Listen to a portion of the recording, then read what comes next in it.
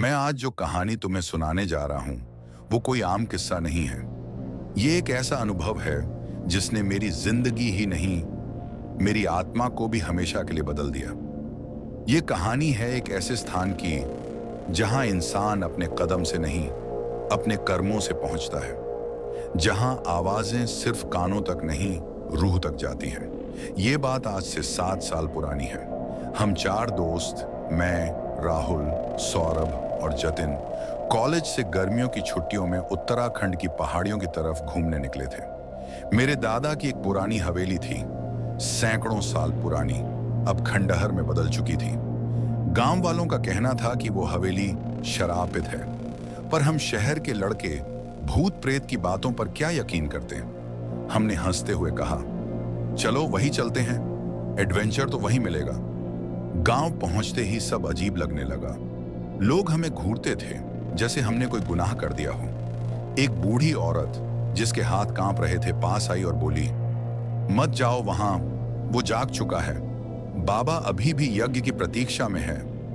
हम सब हंस दिए। लगा गांव वालों की डरावनी कहानियां होंगी, पर अंदर कहीं कुछ चुभा, जैसे किसी ने चेतावनी दी हो मगर आवाज दबा दी गई हो। अगले दिन दोपहर हम हवेली की ओर निकले। सड़क खत्म हो गई थी और अब सामने सिर्फ जंगल था। हमें झाड़ियों के बीच एक टूटा हुआ रास्ता मिला जो सीधा हवेली तक जाता था। हवेली को देखते ही शरीर में ठंड सी दौड़ गई। उसकी दीवारें काली पड़ चुकी थीं, खिड़कियां तिरछी और हर कोना जैसे किसी चुप्पी की साजिश कर रहा हो। जैसे ही हमने दरवाजा खोला, वो खुद ब खुद जोर से खुल गया, जैसे किसी ने हमें अंदर बुलाया हो। अंदर घुसते ही एक सड़ी हुई बू के साथ एक अजीब सी ठंडक महसूस हुई। दीवारों पर तांत्रिक चिन्ह, दरवाजों पर राख से बनी रेखाएं और एक कोने में एक मटमैली खोपड़ी। खोपड़ी के नीचे लिखा था, वीरन बाबा अमर हैं। हम सब एक दूसरे को देख रहे थे। सौरभ बोला, किसी ने मजाक में किया होगा ये सब, चिल गाइस। लेकिन तभी जतिन की नजर आईने पर पड़ी। वो वहीं ठहर गया। आईना धूल से ढका था, मगर जतिन उसमें कुछ देख रहा था।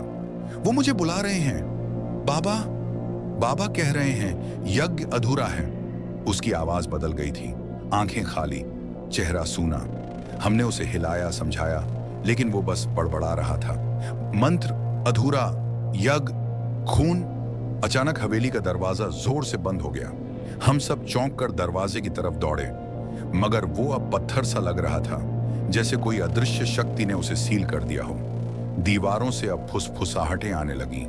संस्कृत जैसी भाषा में कोई कुछ पढ़ रहा था, मगर वो मंत्र दुनिया की किसी किताब में नहीं मिलते। तभी एक कोने से धुआं उठा और उस धुएं में उभरी एक परछाई, लंबे बाल, लाल जलती आंखें और शरीर पर राख का लेप। वीरन बाबा। उनकी आंखों में सिर्फ एक चीज थी, क्रोध। तुमने मेरे यज्ञ को अधूरा छोड़ा, अब तुम सब उसका हिस्सा बनोगे। जतिन अचानक जमीन पर बैठ गया और बिना कुछ कहे अपने हाथों से मंत्र लिखने लगा, अपना खून निकालकर। राहुल चिल्लाया, हमें भागना होगा। पर हर दरवाजा अब एक बंद दीवार बन गया था। हमें एक खुला कमरा मिला। उसमें जमीन पर एक यज्ञ कुंड बना था, चारों ओर हड्डियों की माला और बीच में रक्त से बना एक त्रिकोण। तभी सौरभ की आंखें पलटी। वो चिल्लाया, वो मेरे अंदर घुस रहा है। और फिर उसके मुंह से एक तांत्रिक आवाज निकली, एक का बलिदान बाकी है। सौरभ जमीन पर गिरा, उसकी छाती से धुआं निकलने लगा और बाबा हंसने लगे। अब सब पवित्र है, अब मैं फिर से जागूंगा। जतिन अब शांत था, पर उसकी आंखें अब लाल थीं, जैसे उसमें किसी और की आत्मा हो।